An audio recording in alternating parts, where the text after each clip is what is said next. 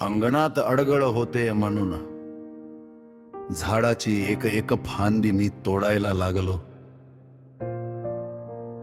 प्रत्येक फांदी सोबत माझ्या डोक्यावरची सावली कमी कमी होत गेली.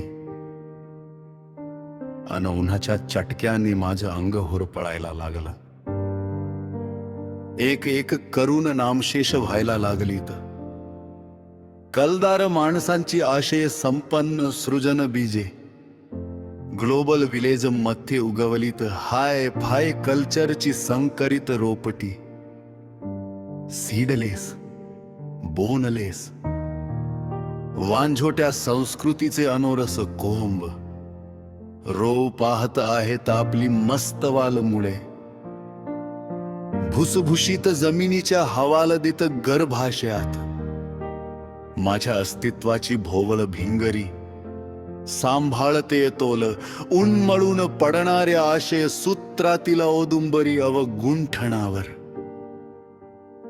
नितळ हिरवाईला गिळंकृत करून उभ्या राहत आहेत बटबटीत रंगाच्या काँक्रीट वसाहती.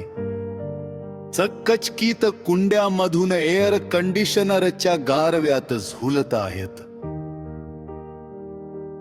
सीडलेस कल्चरची बोनसाय रोपटी विस्कळीत मनाच्या पारंब्यावर घोंगावत आहेत स्मरण व्यथांच्या मोहोळ माशा.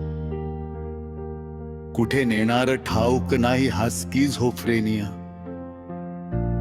बोनलेस संस्कृतीच्या संकरित संस्कारांचे सैरभैर अर्थांतरण्यास अंगभर पसरत चाललेत.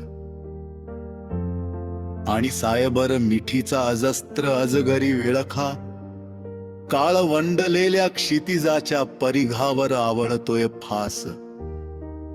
हळुवारपणे गुलमोहराच्या डोळ्यात रक्त उतरले. कहाणी सांगताना जाळलेल्या खांडवनाची.